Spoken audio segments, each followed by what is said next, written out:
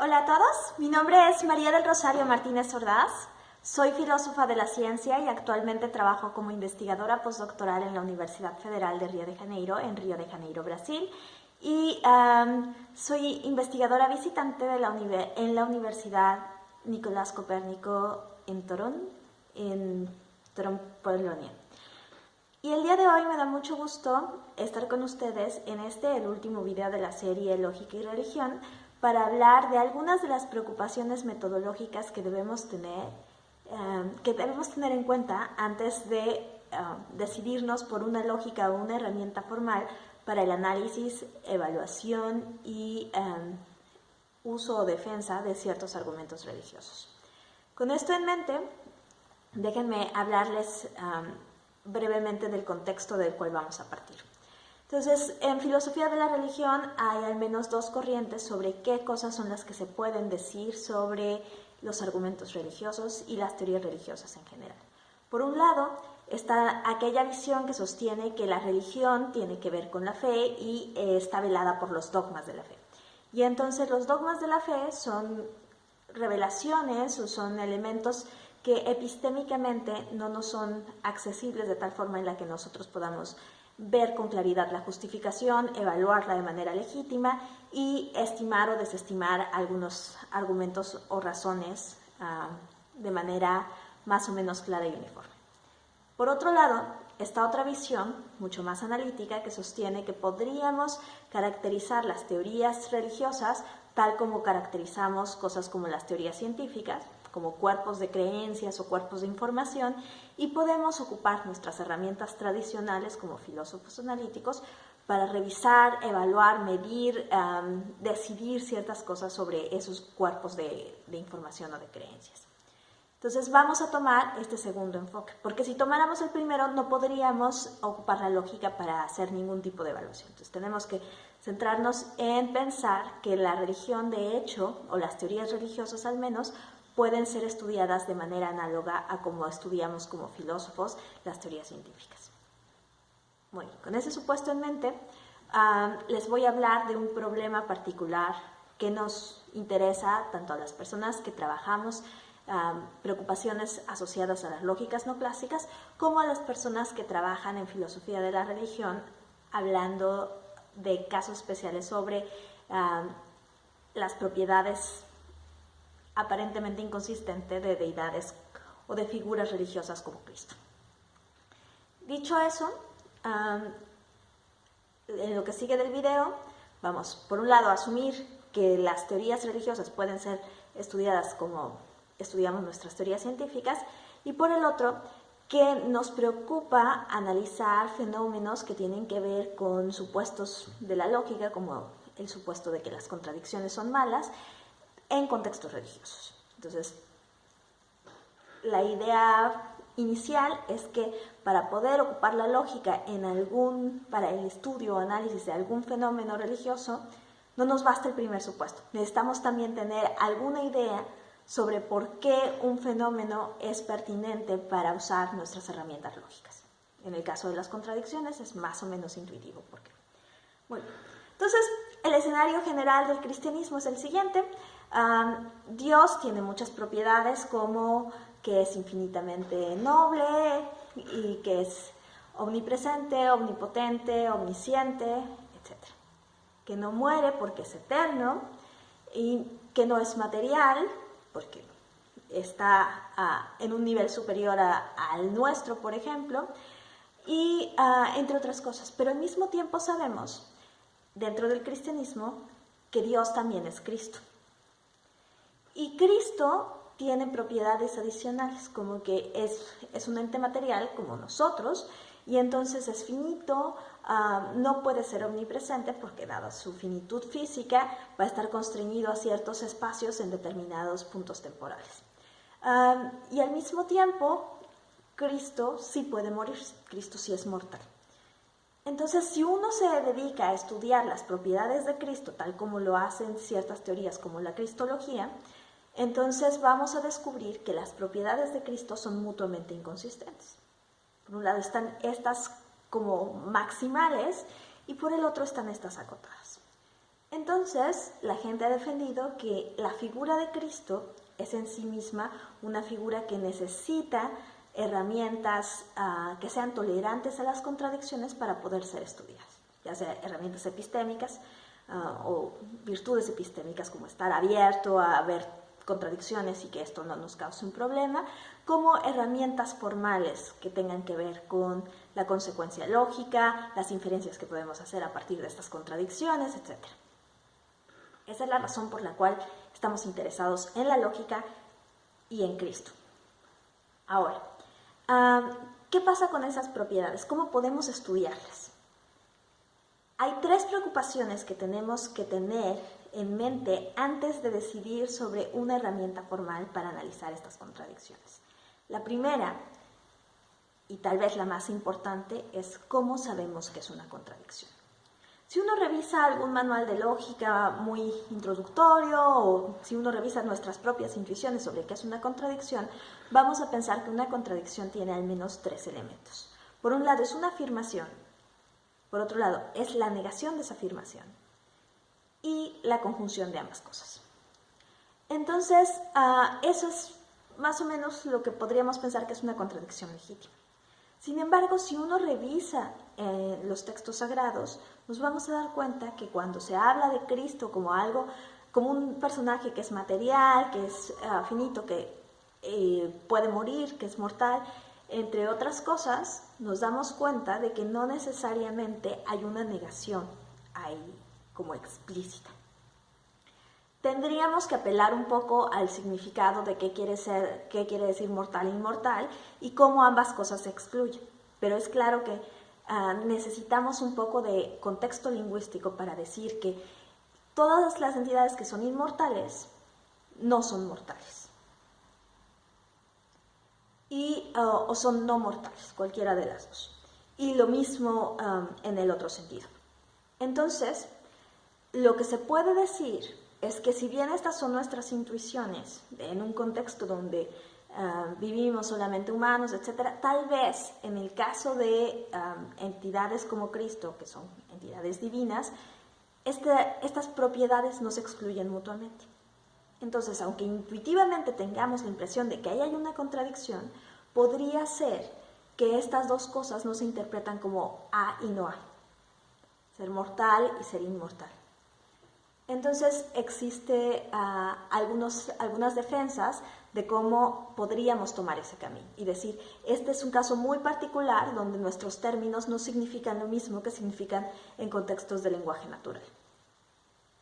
Pero concedamos que son contradicciones legítimas, es decir, que de hecho hay una negación que va a excluir la otra parte y que de hecho hay contextos donde hay una conjunción, es decir, Cristo es de estas dos cosas al mismo tiempo en al menos un momento.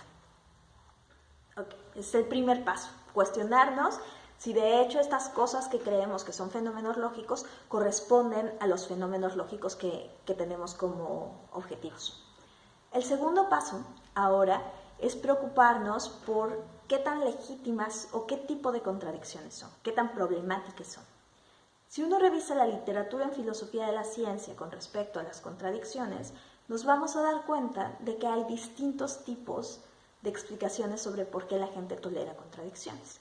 Por un lado, existen los supuestos de que cuando uno tiene contradicciones, en realidad uno tiene, tal vez cree uno la afirmación A, pero la afirmación no A es el resultado de una idealización, de una abstracción, de una simplificación o de una ficción. En cualquiera de estos casos, nuestro nivel de creencia o compromiso epistémico es mucho más débil que si yo creo que A es el caso. Entonces, en realidad no tengo una contradicción porque las dos cosas no están en el mismo nivel. Digamos que A está en este nivel superior porque es algo que confío que de hecho existe en el mundo y no A está aquí abajo como otra cosa que no es verdadera, que yo sé que no es verdadera y que solamente me es útil y que de hecho tengo una historia sobre por qué me es útil. Cuando tenemos estas dos cosas, parece muy difícil poder decir que una es la negación, especialmente esta que está abajo, es la negación de esta. Entonces es la forma en la que muchos filósofos de la ciencia se han deshecho del problema de las contradicciones, diciendo que no ponen de hecho un reto para la racionalidad, ni para la lógica, porque tenemos como si tuviéramos un subíndice para no A, y entonces ya no es la negación de A sola. O sea, esta fuera A1 y esta fuera no A2, ya no son la misma cosa. Entonces, con eso en mente, cuando vamos al contexto de Cristo, tenemos que preguntarnos de nuevo si de hecho esa contradicción, que puede tener la forma de una contradicción, es una contradicción con dos elementos que son verdaderos. O si son un elemento que es verdadero y otro elemento que, por ejemplo, surge de nuestra incapacidad cognitiva para poder entender o nuestra incapacidad lingüística para poder expresar cuál es la otra propiedad de Cristo. Y entonces decimos, es que es mortal porque nuestro lenguaje no nos da para más o porque nuestra cognición no nos da para más, pero en realidad es una simplificación, una abstracción o una idealización que nos es útil a nosotros, pero que no corresponde a la descripción adecuada de Cristo. Entonces, ese es el segundo momento en el que debemos preguntarnos qué quiere decir esta contradicción, en qué nivel están las dos partes y qué tan problemática es. Si yo tengo estas dos historias que debilitan una y que privilegian otra parte de la contradicción, entonces en realidad lo que tengo es una narrativa para poder motivar que cosas como explosión no van a ser un problema. Porque nunca voy a juntar dos cosas que estén al mismo nivel y entonces no voy a tener que responder a la trivialidad. Voy a poder usar alguna herramienta formal para reconstruir qué es lo que está pasando, pero al mismo tiempo voy a poder explicar por qué la trivialidad no es algo que me preocupe cuando estoy razonando con la naturaleza de Cristo. Ahora, imagínense que tenemos un caso donde estas contradicciones de hecho corresponden de forma adecuada a la naturaleza de Cristo. Como Cristo es una entidad central en una teoría como la cristología, que estudia el fenómeno de Cristo, entonces, si Cristo existe, estas propiedades deben existir así en el mundo donde Cristo existe. Y por tanto, las expresiones a través de las cuales indicamos qué son estas propiedades van a ser verdaderas. ¿Qué efecto tiene eso en nuestro análisis de las contradicciones? A que nos señala un tipo particular de herramientas formales. Herramientas que nos permiten no solamente tolerar contradicciones, sino trabajar con contradicciones que son verdaderas. No todas las contradicciones van a ser verdaderas. Sin embargo, las de Cristo, si Cristo existe, deben ser verdaderas. Eso es otra de las preocupaciones que debemos tener. Digamos que podemos decir que es una contradicción legítima, que los dos elementos están al mismo nivel, pero también debemos decir qué implicaciones tiene que estos dos elementos estén en el mismo nivel o dentro de una teoría. Entonces, si hablamos de entidades que son fundamentales y que son parte del núcleo de la ontología de la teoría, esto nos va a tener que aventar hacia un punto donde estemos más o menos inclinados o muy comprometidos con que esas contradicciones van a ser al menos algunas verdaderas. Pero para esto, fíjense cuántas preguntas ya tuvimos que responder, cuántos filtros metodológicos tenemos que estar teniendo en cuenta. El último filtro metodológico va a ser cuáles son las herramientas formales que nos van a ser útiles aquí. Y esto es tal vez lo más importante que debería preocuparnos cuando estamos hablando de fenómenos muy complejos como fenómenos religiosos, pero también como fenómenos científicos. Por un lado, si yo quiero decidir cuál es la relación de consecuencia lógica bajo la cual está cerrada mi teoría de Cristo, mi cristología, y creo que las contradicciones son verdaderas, etc., entonces yo voy a estar muy inclinada a tomar una posición dialeteísta de acuerdo con la cual algunas contradicciones son verdaderas. Sin embargo, es muy importante regresar a las preguntas anteriores cuando estemos tomando esta decisión, porque nos vamos a tener que volver a preguntar qué es lo que vamos a estar modelando al final. ¿Para qué estoy ocupando mi herramienta formal? Ya sea una lógica o algo un poco más general. Entonces, en cualquier caso, en los contextos religiosos, uno va a tener dos preocupaciones importantes, el de la complejidad y el de el tipo de razonamiento que estamos modelando. Por un lado, el de la complejidad tiene que ver con modelar teorías. Tanto teorías científicas como otro tipo de teorías van a ser conjuntos muy, muy grandes de información, cuyo manejo es poco claro para agentes humanos. Los científicos no conocen todas las consecuencias de su teoría, dadas nuestras capacidades cognitivas e inferenciales. Conocemos cuáles son los elementos más importantes, más destacados, los más confiables, los más útiles, los más recurrentes, pero no necesariamente todas las consecuencias de la teoría. Entonces tenemos intuiciones sobre cuál es el tipo de consecuencia lógica bajo la cual está cerrada nuestra teoría, pero no tenemos certeza al respecto. Uno de los problemas a los cuales nos podemos enfrentar es que va a haber muchas coincidencias entre distintos tipos de lógica para salvar los mismos fenómenos inferenciales. Entonces, a lo más vamos a poder decir que un tipo de lógica me es útil para modelar ya sea este fenómeno religioso o esta teoría religiosa o estos patrones inferenciales con respecto a, por ejemplo, la entidad de que es Cristo, pero no vamos a poder decir que de hecho esta lógica o esta herramienta formal es privilegiada con respecto a las otras, porque no tenemos la capacidad de correr de manera detallada esta lógica en todas las instancias que son relevantes para el análisis de Cristo. Tal vez en las más relevantes o las más salientes, pero no son suficientes. Ahora, la segunda preocupación que vamos a tener en cuenta es, digamos que no tenemos ambiciones tan grandes como decir, quiero identificar cuál es la cerradura lógica de esta teoría, pero sí tenemos ambiciones como, quiero saber cuáles son los patrones inferenciales privilegiados para poder hablar de Cristo. Ahí debemos ser muy claros. ¿Qué es lo que estamos modelando? ¿Nuestros patrones inferenciales o cosas que les son esenciales al razonamiento sobre Cristo? Y en los casos religiosos, más que en los casos científicos, vamos a tener de nuevo discusiones sobre los dogmas de la fe. Y entonces vamos a tener que preguntarnos, ¿estos patrones inferenciales no son claros que son privilegiados o que son esenciales cuando hablamos de Cristo, dadas nuestras limitaciones, pero no necesariamente dada la esencia de lo que es Cristo en abstracto o de hecho en el mundo en donde existe?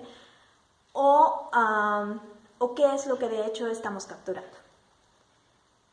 Con todo esto en mente, debemos darnos cuenta de que usar la lógica para explicar cosas que aparecen en contextos religiosos no es una tarea sencilla. Y sobre todo, no es una tarea en la cual podamos entrar de golpe sin haber decidido cuáles son los compromisos metodológicos que queremos adoptar. Por un lado, ¿qué queremos entender por teorías o argumentos u objetos de razonamiento religioso? ¿Cómo creemos que se deben de estudiar? ¿Cuáles son los supuestos que debemos comprar para poder usar herramientas formales?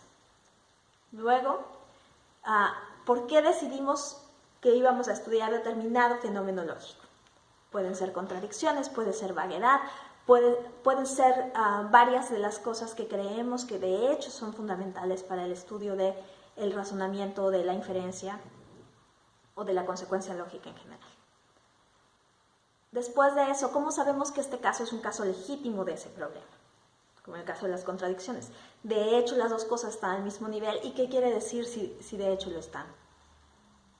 Luego de eso, aún hay que preguntarse sobre cuál es el papel que juega el estatus de estos objetos lógicos que identificamos en el contexto religioso para la teoría que estamos estudiando o modelando. Y ya cuando tenemos todo este camino resuelto, ¿qué es lo que de hecho vamos a capturar? No qué es lo que queremos o no qué es lo que inicialmente pensábamos que íbamos a capturar, sino cuando pone uno todos estos candados, ¿qué es lo que nos queda? Y cómo es que las herramientas formales que tenemos en mente van a poder agarrar algo de eso que nos queda. Y bueno, pues con eso me gustaría terminar este video y si tienen alguna sugerencia sobre qué es lo que han pensado en argumentos religiosos o cuáles son los tipos de herramientas formales que les parece que serían más útiles para modelar determinadas teorías religiosas o determinados modelos de cómo entidades o prácticas religiosas deben funcionar, etc. Sería interesante que los pusieran en los comentarios. Y bueno, espero que nos encontremos pronto en otro video de Lógica MX Y si no se han suscrito, suscríbanse. Hasta luego.